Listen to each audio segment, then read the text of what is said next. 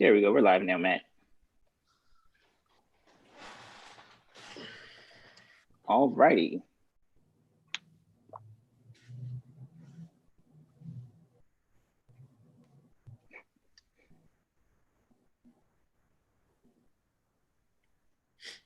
Welcome, everyone. Thank you so much for being here with us. It's so great that so many of you have been able to join us. My name is Royce Hodnett. I am the program manager at National Art Strategies, and welcome to the conferring of certificates for the executive program in arts and culture strategies. We're so happy that you're here. So many friends, families, and colleagues.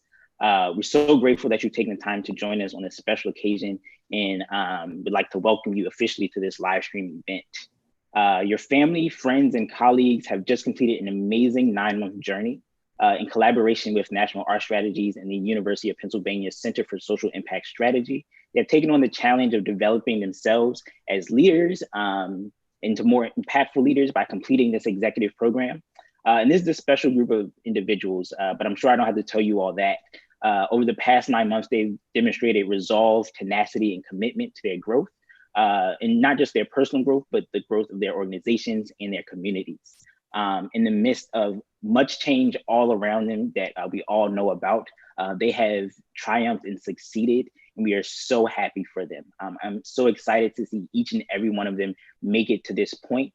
And it has been a pleasure truly to work with them and see them grow as leaders. And I am so excited to see the work that they're going to do in the future. I'd like to take this time now to introduce Darren Dudley, who is the program director at National Art Strategies. And I'll hand it off to you.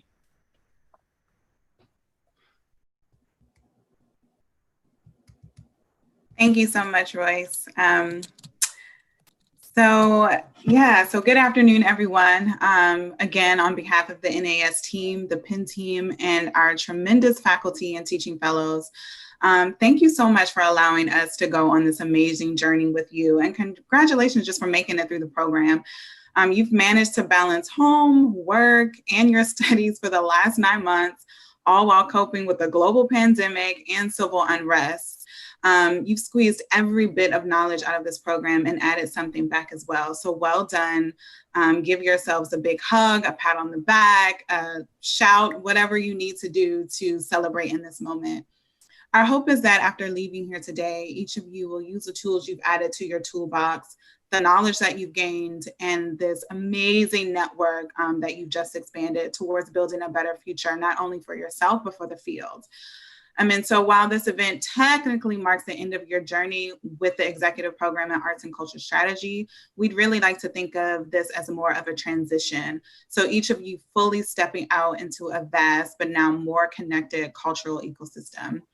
If there's one thing I realized from my professional experiences, is that, and I know many of you probably already know this, is that you can't survive alone. And so together we can make a difference. And I am challenging each of you to continue to support and be there for one another. So as you transition from student to alumni, just stay connected with each other, stay connected with NAS. Don't let today be the end of this challenging excursion you've been taking with each other. Feel free to continue utilizing Canvas, as I said, to refer back to the curriculum.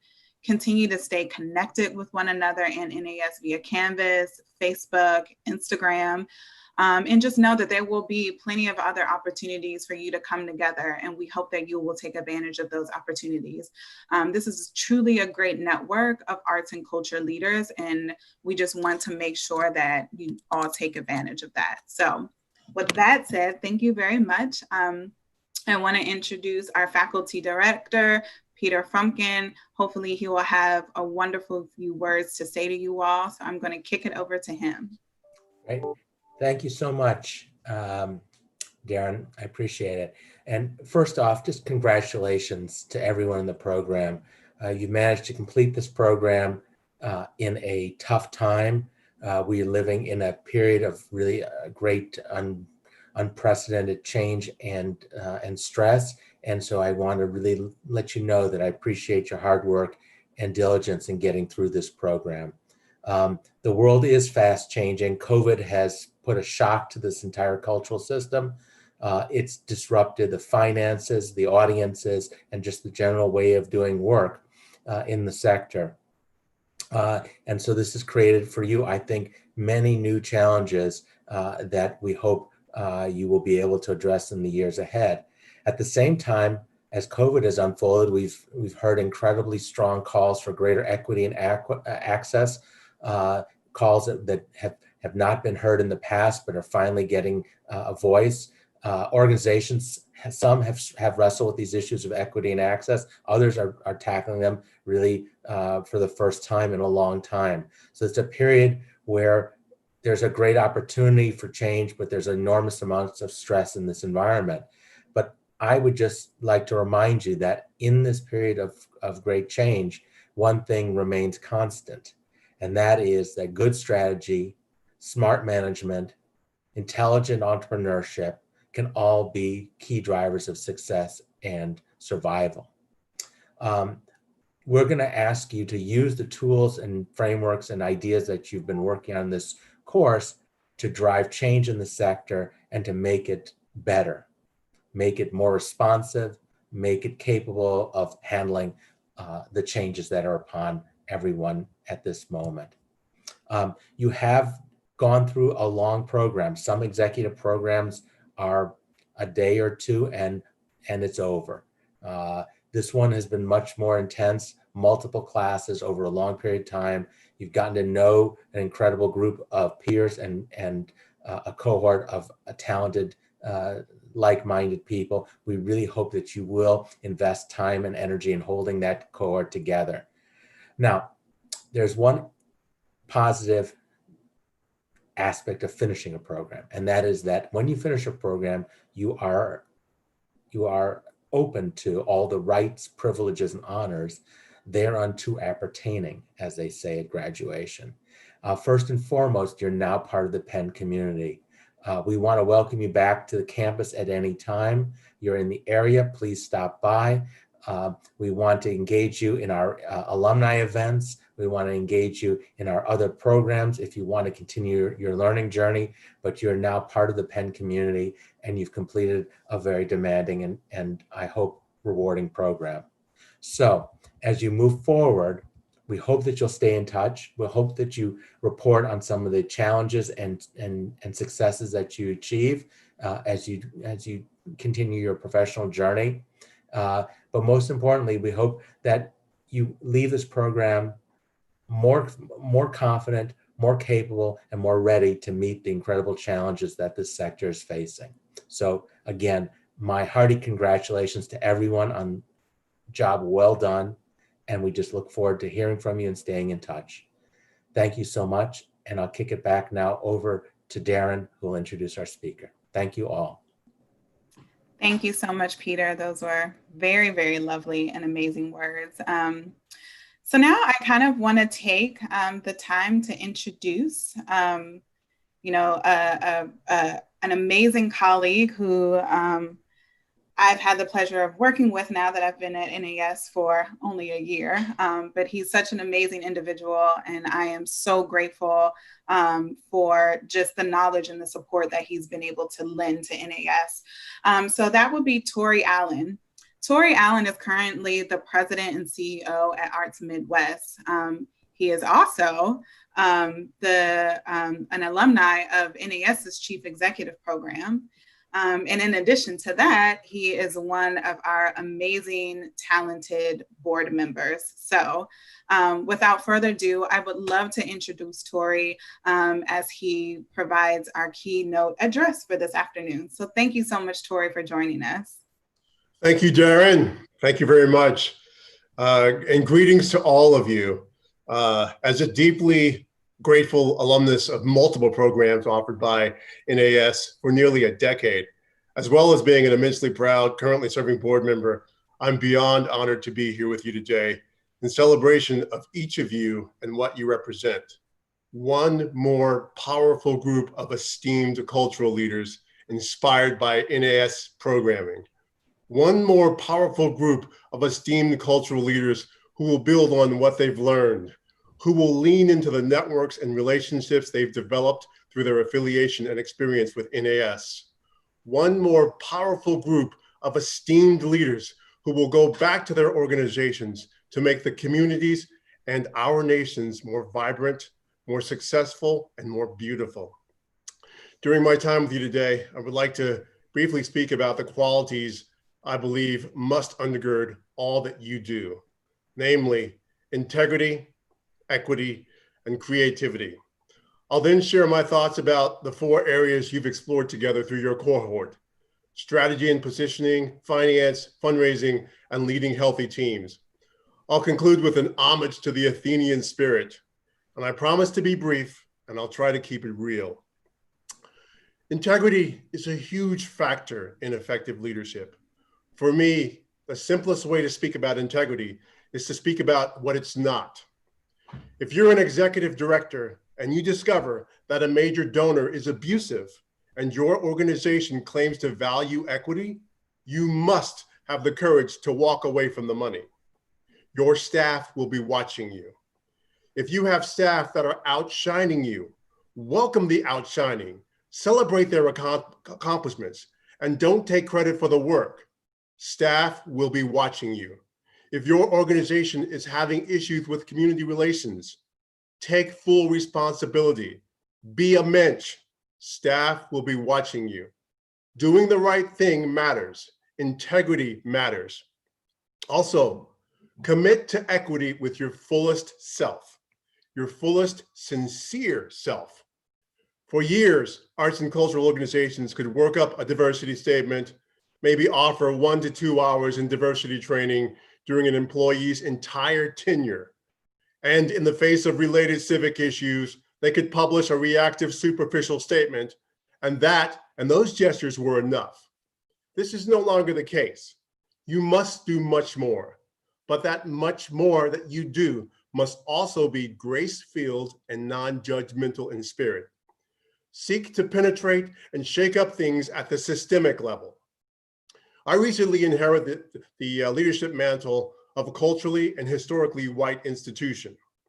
Though I'm an African American, my hire doesn't mean the work is done. We have to be active and intentional in this space, just like everyone else.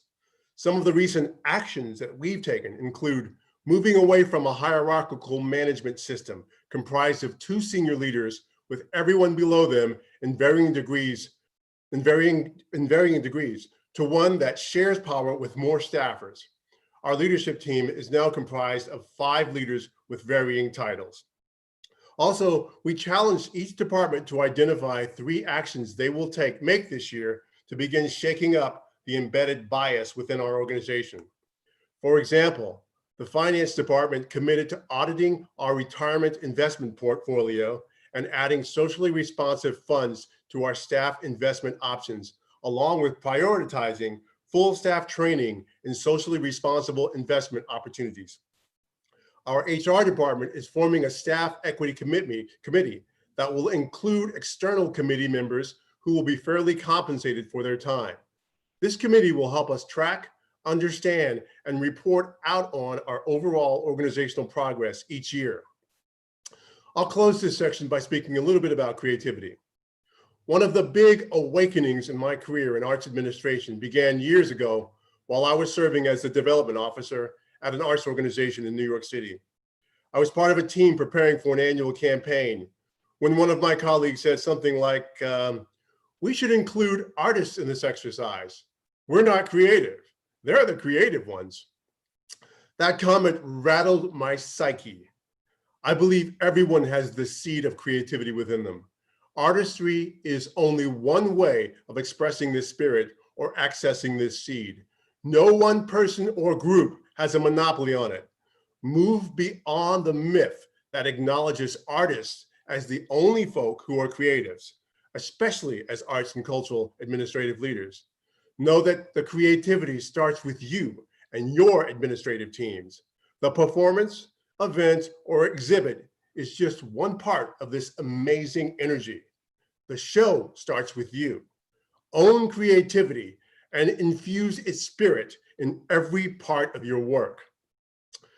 Now, as I reflect on the areas you've covered in this cohort, strategy and positioning, finance, fundraising, and leading healthy teams, Many things flood to my mind, but in this moment, it feels best to speak from my lived experience and keep it relatable.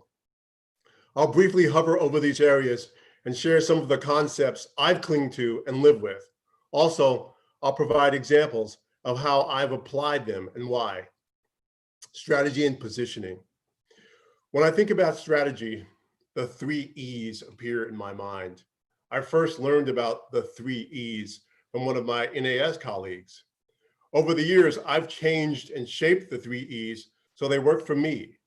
My 3 E's are economy, efficiency, and emotions. Economy means operating at the most reasonable cost, not cheap, but frugal. For example, I ask staff, do you really need that new office furniture or gadget? Have you really done your best to investigate getting what you want as in-kind gifts, perhaps, from a new and or existing corporate partner? Efficiency speaks to focusing on constantly improving processes and procedures. This involves an ongoing inventory of processes and procedures and a commitment to constantly improving them. Avoid stasis.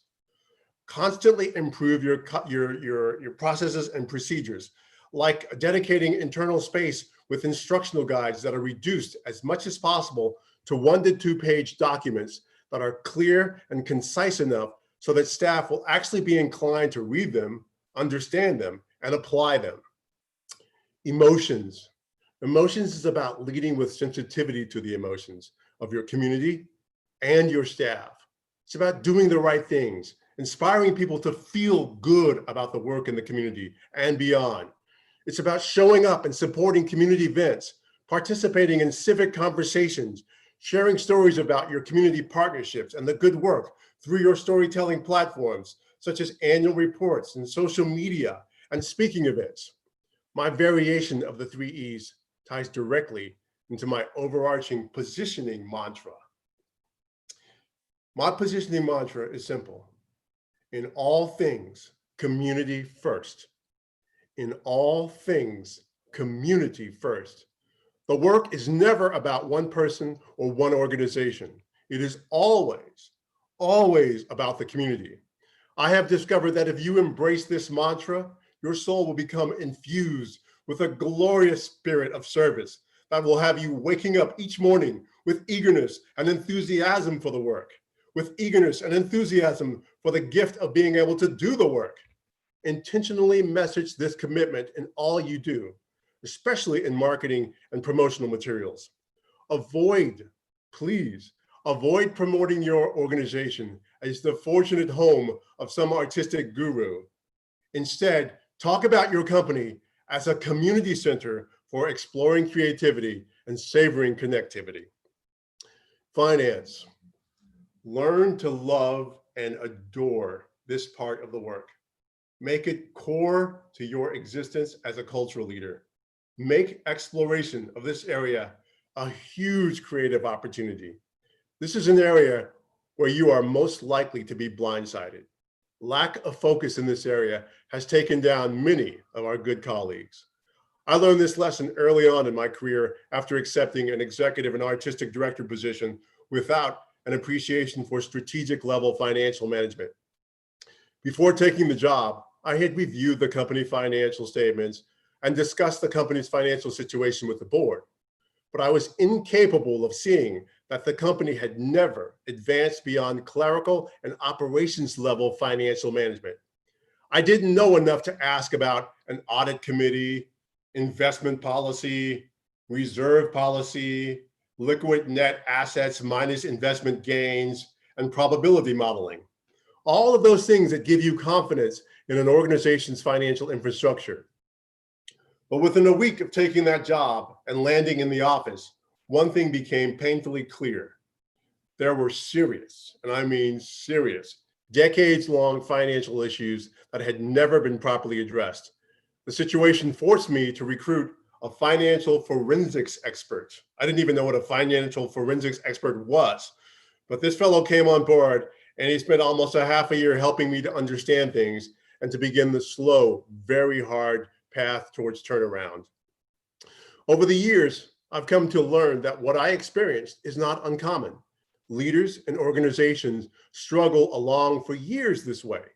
The strand of advanced financial management is missing from their operational DNA. Now, in my work with leadership teams and staff, I'm very big on transparency and financial management education. Everything from how to talk about financials so that non-financial board members will understand and listen, to regular all-staff company financial status reviews. The more I learn and do in this space, the more fun it becomes. And it can be an area, or it has become an area of immense creativity. By the way, the Wallace Foundation has a dedicated financials education and resource space on their website that I believe, every arts and cultural leader should be familiar with. And I'll be glad to share the link with the NAS staff. Fundraising. Most of my career in the arts has been involved with fundraising. I love this part of the work. The most important lesson I've learned about fundraising is that it's not transactional. It ain't transactional. It's about relationships, starting relationships, growing relationships, and sustaining relationships. The big success comes when your values align with the values of the donor or donor prospect, whether they be corporate, individual, foundation, or a government body. Values alignment attracts and seals the deal. With that in mind, I believe the best way to work in this space is to focus on values alignment in every part of your customer journey. Avoid the currently ubiquitous approach to fundraising that uses abstract nomenclature and numerical segmentation as the primary ways to identify with and connect with donors. Instead, group your supporters and prospects by values. Find ways to have them connect with your organization in ways that identifies their values. Employ the values-based connectivity in every part of your engagement and cultivation strategy, from determining the focus areas of your work to the language you use in your case statement and subsequent communications. Lead with values and the money will seek you out, not the other way around. Now, while we're on values, one of your biggest values, or what I believe should be one of your biggest values, whether it is named or not, should be personal care. Personal care. One more time, personal care. A healthy staff equals a healthy company. Avoid egocentric inclinations to use the workspace to compensate for any personal power voids. The workplace is not the place to diminish and control people. Give your staffers space for mistakes, space to grow, space to imagine. Uplift your staffers, uplift their creativity, uplift yourself, uplift your creativity. And if you're a type A overworking person like me, learn to steer your energy in different directions. Avoid going below deck to shovel the coal as some sort of way to express your unity with the team. Avoid getting caught up in clerical and operational stuff. You need to be above deck. Be the captain on the ship deck. Give yourself the room and time to look ahead, span the horizon, and anticipate what's coming to keep the ship on course. And while you're steering the ship, while you're steering your ship, let us join spirits and lean into the Athenian pledge. And this is so important. While you're steering your ship, let us join spirits and lean into the Athenian pledge. In all ways, let us commit to transmitting our communities and our world greater and more beautiful than it was transmitted to us. And as they say in Star Wars, may the force be with you. Thank you for allowing me to be with you today. Thank you so much, Tori. We really appreciate those amazing words.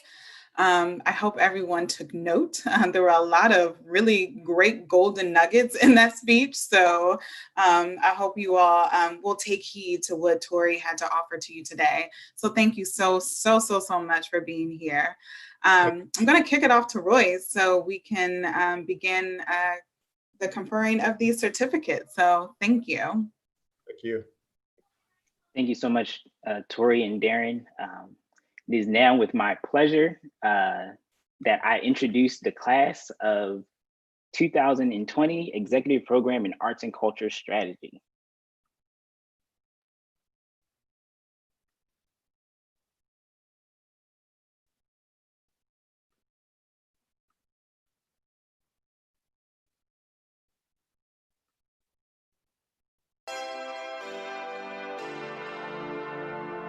Darcy Addison, Fatma Aldosari, Deborah Alain, Pete Angevine, Sophie Ong, Taylor Bailey, Jay Banks, Jessica Bender, Amber Bennett, Kaintamu Bonner Johnson, Tom Bonner, Lovisa Brown, GK Callahan, Jessica Chrisman, Jennifer Clements, Alexis Cooper, Shanique Castaigne, Kimberly Cruz, Doc Dillard, Sarah Duclos, Naomi Even Averly, Caitlin Friel, Emily Freudigman, Alan Quabena Frimpong, Kate Garce, CB Goodman, Lindsay Gore, Julie Hain, Hannah Harley,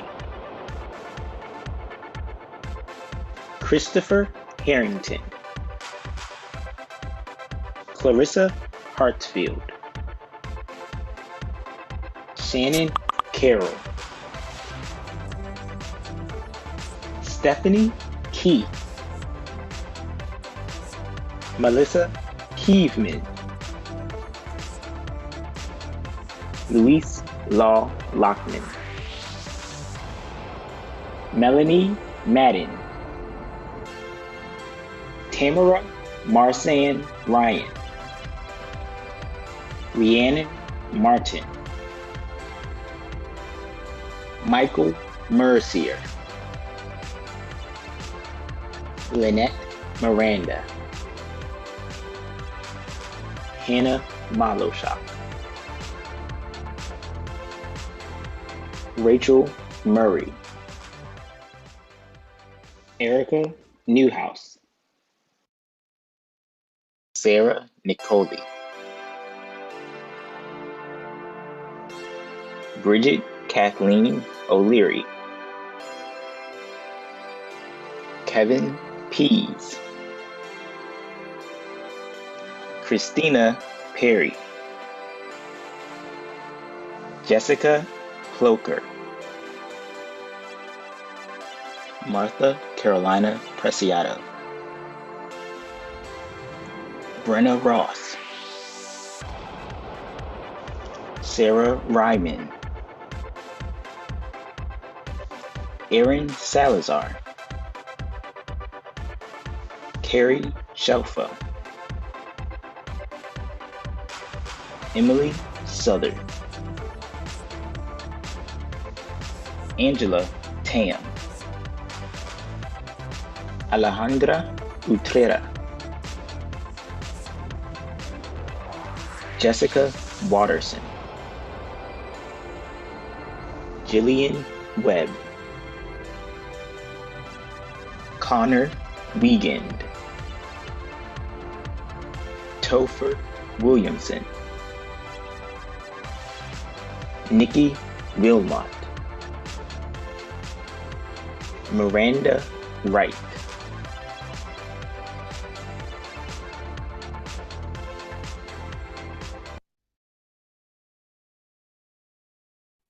congratulations, everyone.